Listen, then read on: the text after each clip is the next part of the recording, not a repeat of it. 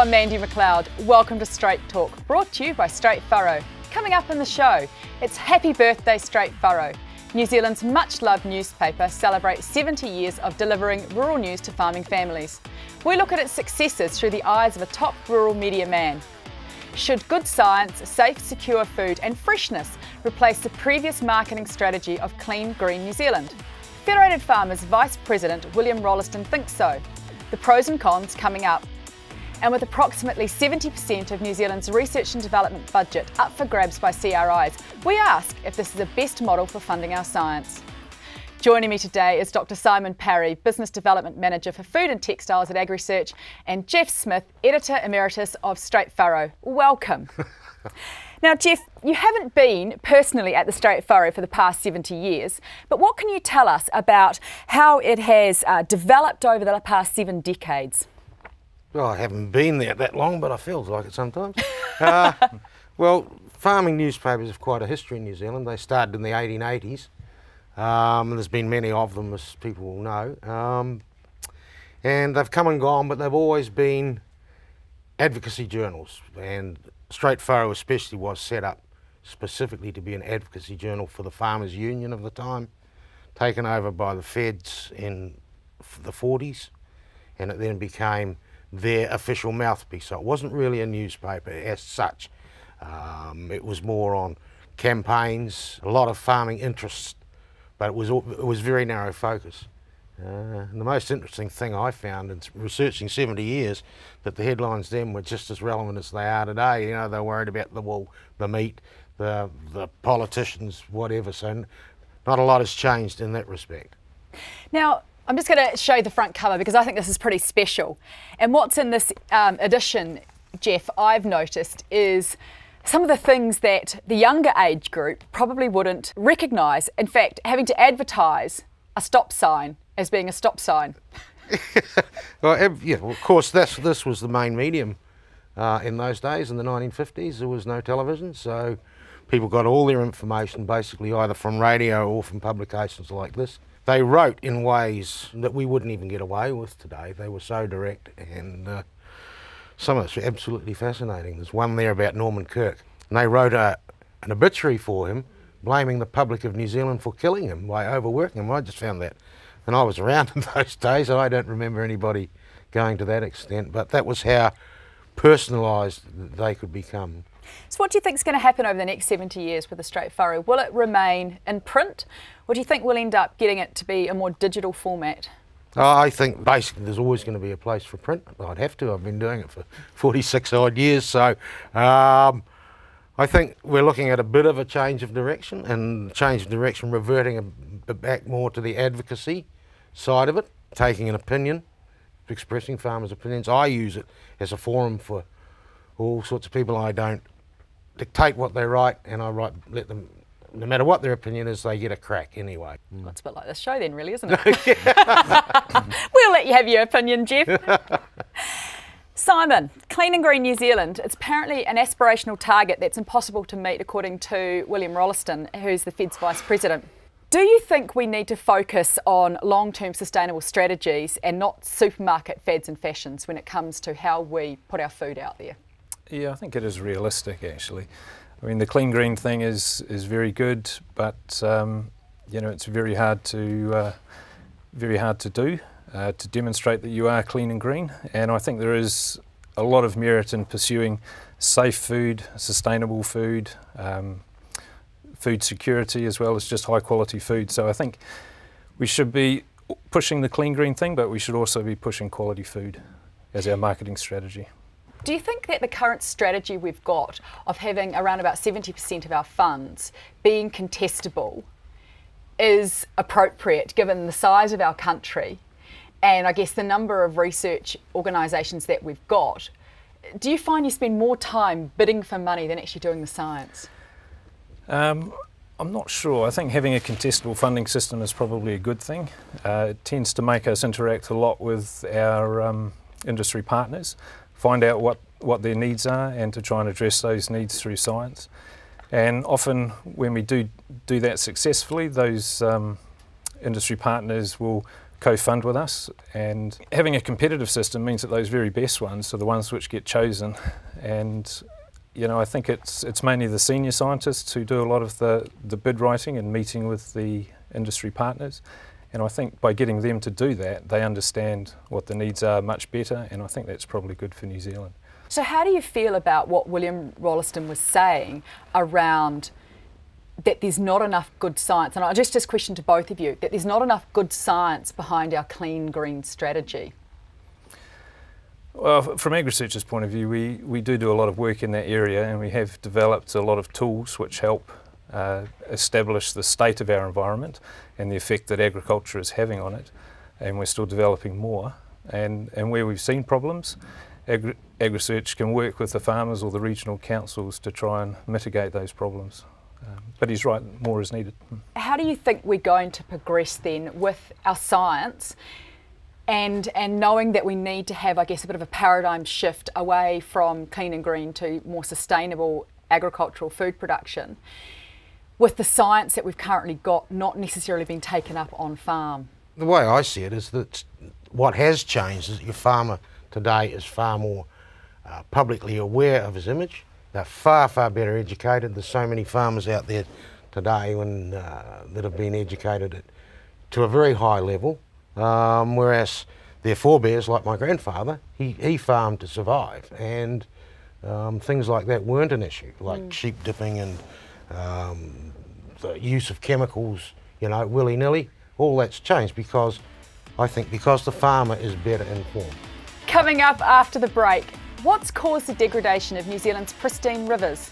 The New Zealand Conservation Authority blames poor protection and too much development. So what's the solution, and what's its clarion call to action?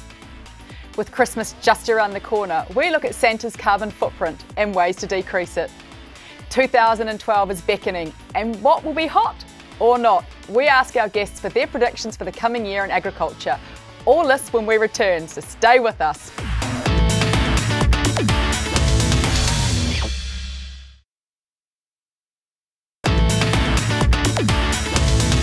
Welcome back to Straight Talk, brought to you by Straight Furrow. It's 70 years old and still going strong. Now, with the call to give some of our waterways the same protection as our national parks by the Conservation Authority, we wonder why not all of the rivers fit the bill. And what will happen if we choose to protect just some of our rivers? Simon, what do you think?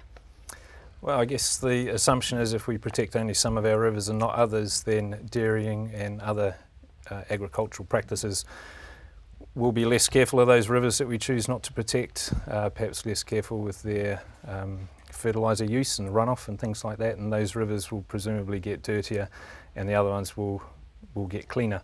Do you really think that, we talk a lot about water and protecting our waterways, and my understanding is that the Conservation Authority have come up and said, look, no one's actually taken responsibility for any of our waterways, so let's assign some and have some responsibility.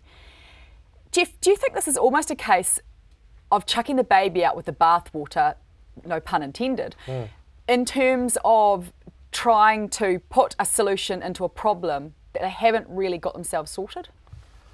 Well, the first problem to me is why should any river be more deserving of protection than any other? And I'm a very keen fisherman, and I come from the South Island, and I've seen the degradation of the rivers there over the last 40 odd years, and some of them are still pristine, but not very many unless you get right back into the back country.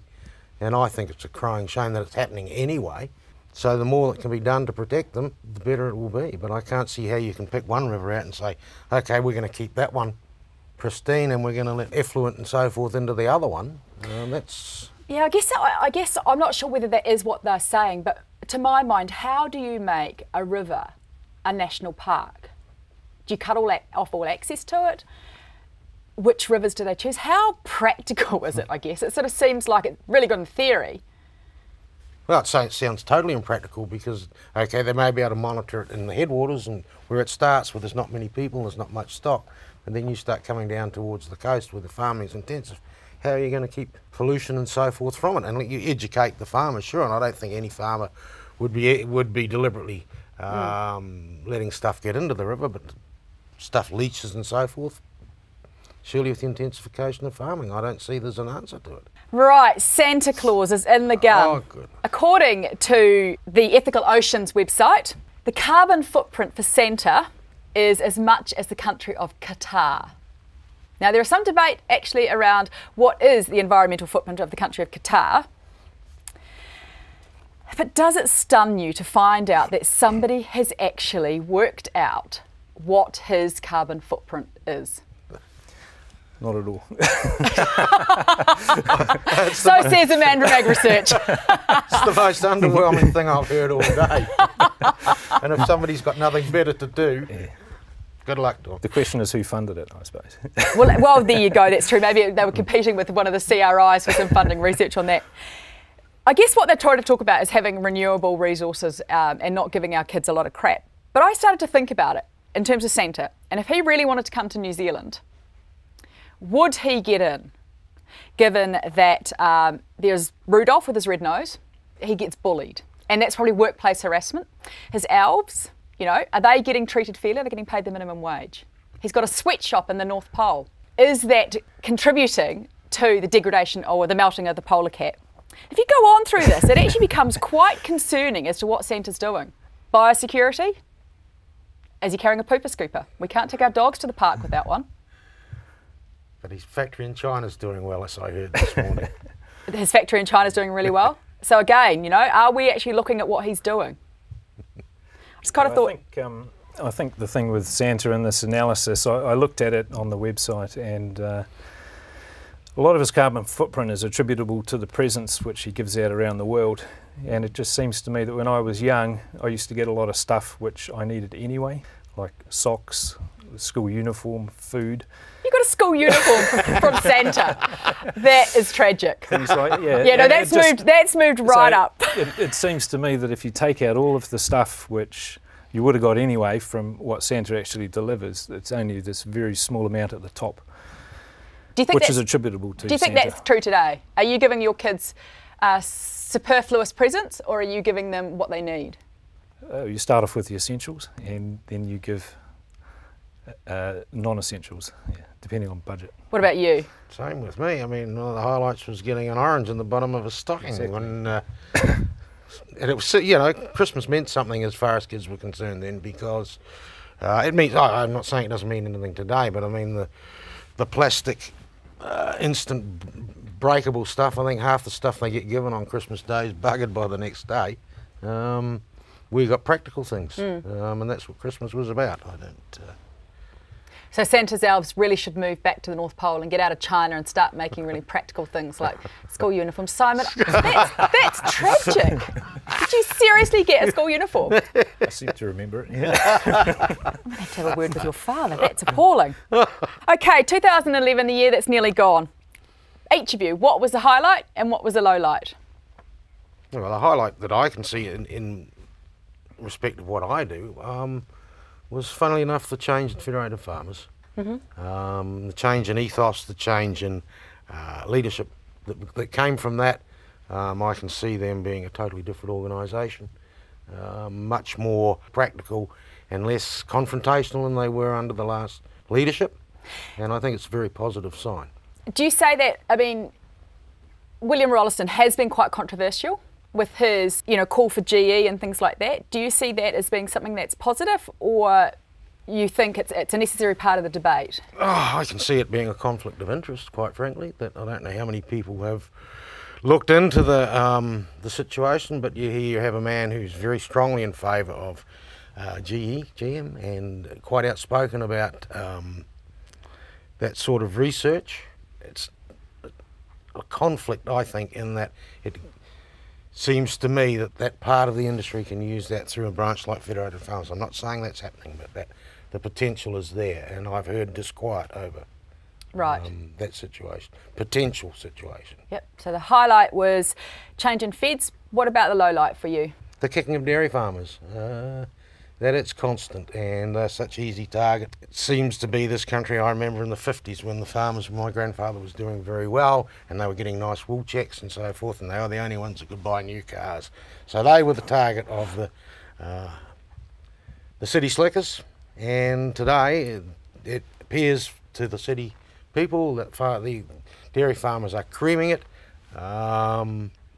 So they're a fair target, and I just find that a part of this society that I don't approve of.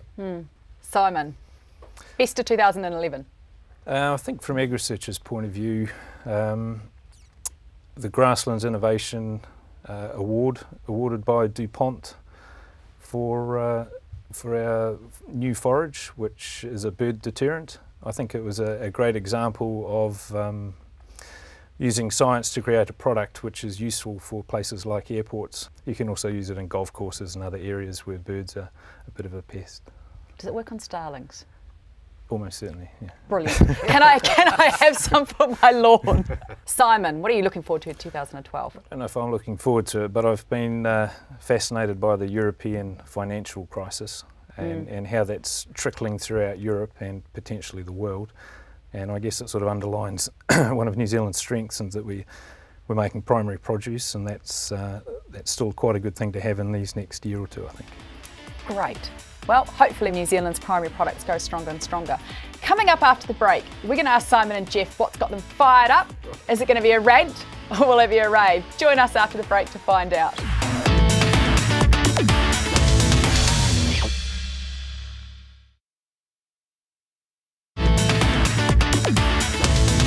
Welcome back to Straight Talk, brought to you by Straight Furrow. It's time now for our weekly rant and rave. Jeff, what have you got for us? Well, I got something quite off the wall, I think, even though it has distinct rural connections. Something I came across during the year was the debate about the ethics of heli hunting. And when I looked into it, I couldn't believe that how actually barbaric and obscene the practice to me appeared as a former hunter, recreational hunter. And I wrote an article or an editorial saying the practice shouldn't be allowed. DOC was allowing it on the conservation estate, so people going out there to tramp and so forth, the next thing they'd have something like Apocalypse Now, the helicopter comes in herding a beast, an animal, onto a rocky outcrop, and was exhausted where the guy could lean out the window of the helicopter and shoot it. And I just found it abhorrent and was amazed at the reaction from, I probably had more correspondence over that than I've had anything all year. And then lo and behold, along comes Peter Dunn, of all people, and as part of his agreement with the government, they're going to outlaw it. So it's a sort of, the way I looked at it was, here was something that was really antagonising, upsetting a lot of people, and then with one single movement, the whole thing is going to be settled. And if only many of our other problems could be dealt with in that way and that easily, with a bit of common sense prevailing, I'm sure we can overcome a lot of these things. So rant and rave in the same time, but anybody who looks into it would be just appalled what a practice it is. It sounds appalling. Oh, absolutely. An animal, they run it to the ground, and if it hides, they go around in the helicopter with a shotgun just to give it a tickle up so it can come out and stand and be shot with a semi-automatic weapon. And if people can get their kicks like that, they should be heli hunted. It's worth ranting about. That was definitely worth ranting about. Good on you, Peter Dunn. I don't admire you for many things, but you've just got a tick from me. Simon. Well, one thing which gets me worked up is when commentators and just the general public perceive innovation in agriculture as being quite slow. And I'm not sure that is actually the case if you look at the facts. I mean, farms 20 years ago versus farms today are very different things.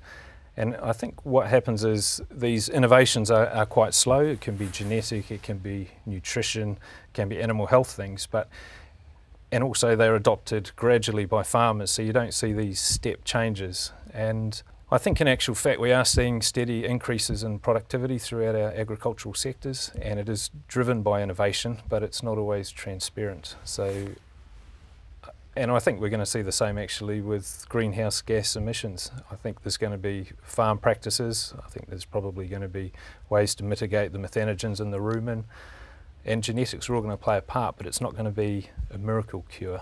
It's going to take time and a lot of research. So, do you think that science is very good at selling their part of the story of change? No, not always, I think. We don't publicise success very well, for sure. Organisations like AgResearch often use our industry partners to get the message across because they're better at it than we are. I just wonder, Jeff, in your opinion on that, is whether we're actually hearing enough about what our CRIs are doing. You know, I imagine you're writing a lot of peer papers, like papers to your peers about the wonderful magic things you're doing, but potentially it's not getting out, you know, for example, in the Straight Furrow, that science has come up with this amazing thing and this is how it's being adopted. It generally comes from the organisation that's going to promote it. Would that be fair, Jeff? Yeah, I would like to say that in that situation, that it's the way that they disseminate the information to the media. It's dry, it's dull, it's boring. The answer is to get a people focus, right? And go onto a farm and talk to the farmer, and if you supply a story like that to the media that's got a bit about the farmer and, heaven forbid, his wife and kids and the dog, people will read it. And I'm sorry, Mandy, and the horse. 2 dogs, 1 horse. 2 dogs, 1 horse. Yeah, but that's what I mean. There are some organisations which are particularly good at it.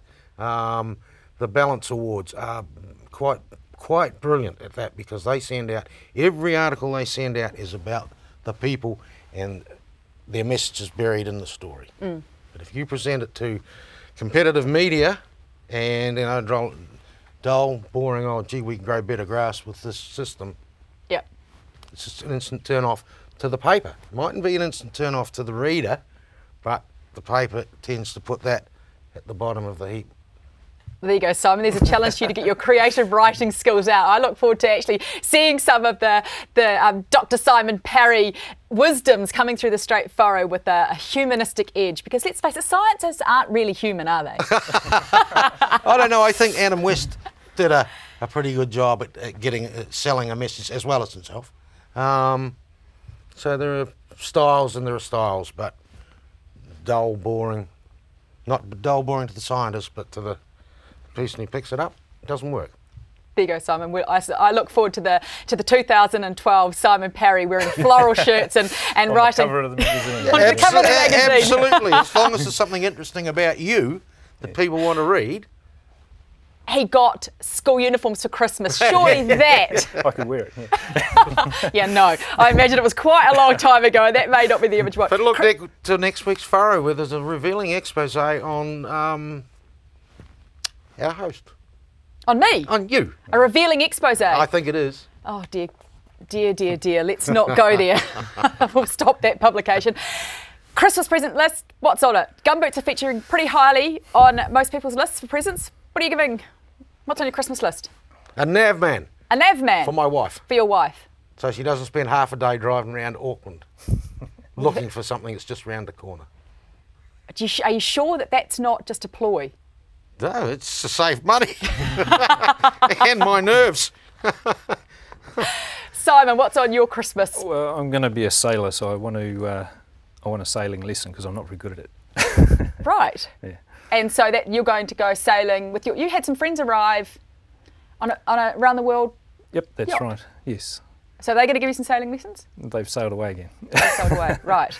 So we know what's going to be in Simon's stocking then. He's going to have all the practical sailing toys. He's going to have togs, a towel, a wetsuit and a life jacket.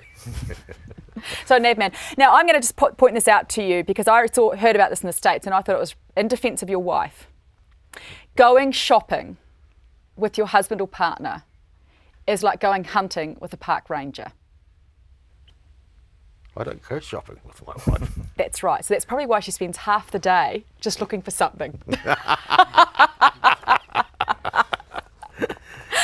So that's it. You just got Navman and sailing lessons. Boring, aren't we? You are boring. Yeah. That's quite exciting. What about you? Yeah, well, probably not. Hopefully neither.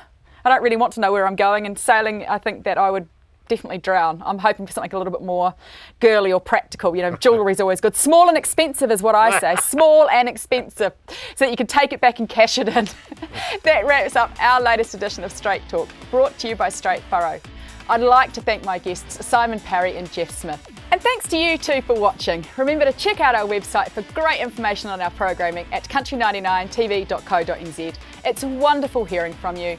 And from everyone here at Straight Talk, we wish you a very, very Merry Christmas and a happy holiday season. And this is it from us. Woo! You didn't expect that, did you? Sort of.